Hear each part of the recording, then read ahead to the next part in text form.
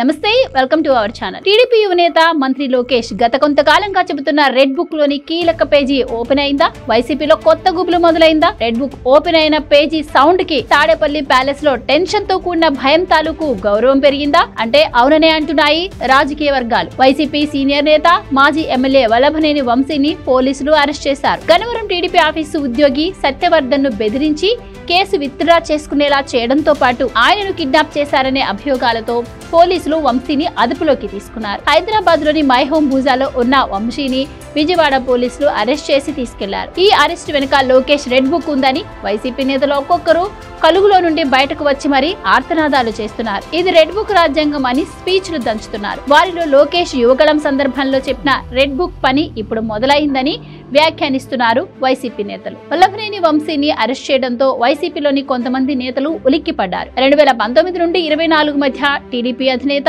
నేటి ముఖ్యమంత్రి, నాటి ప్రతిపక్ష నేత చంద్రబాబు నాయుడు, ఆయన కుటుంబంపై బూతులతో విరుచుకుపడ్డారు వైసీపీ నేతలు కొందరు. ఈ నేతలందరికీ నాడు యువనేత లోకేష్ వార్నింగ్ ఇచ్చారు. టీడీపీ అధికారంలోకి వచ్చిన తర్వాత అంతకంతా అనుభవిస్తారని, వారిపై కేసులు తప్పువు అని, తప్పు చేసిన వైసీపీ నేతలకు వాత తప్పదని హెచ్చరికలు జారీ చేశారు. నాడు అధికారంలో ఉండగా అరాచకంగా ప్రవర్తించిన రూల్స్, రెగ్యులేషన్స్ ని తుంగలో తొక్కిన అధికారులు, నేతల కోసం తాను రెడ్ బుక్ ఓపెన్ చేస్తున్నానని, వారి పేర్లను అందులో నోట్ చేసుకుంటానని హెచ్చరించారు. ఈ లిస్ట్ లో తాజాగా వల్లభనేని వంశీ పేరు ఉందని, కాస్త లేట్ అయినా లేటెస్ట్ గా అరెస్ట్ అయ్యారని రాజకీయ వర్గాల్లో చర్చ జరుగుతోంది. త్వరలోనే మరికొంతమంది ఇదే బాటలో అరెస్టులు కాక తప్పదని భావిస్తున్నారు వైసీపీ నేతలు. ఇది రెడ్ బుక్ రాజ్యాంగం కాదని, కేవలం చట్టబద్ధమైన పాలన అని చెబుతున్నారు టీడీపీ నేతలు. అధికారంలో ఉన్న 5 ఏళ్లు అర్ధరాత్రి అపరాత్రి అని లేకుండా బుల్డోజర్లు, పోలీసులతో గోడలు దూకి మరీ ఇళ్లలోకి ఎంటర్ అయిన పోలీసులను చూశాం కానీ నేడు సీన్ మారిపోయిందని గుర్తు చేస్తున్నారు. పట్టపగలు ఉదయం సమయంలో పోలీసులు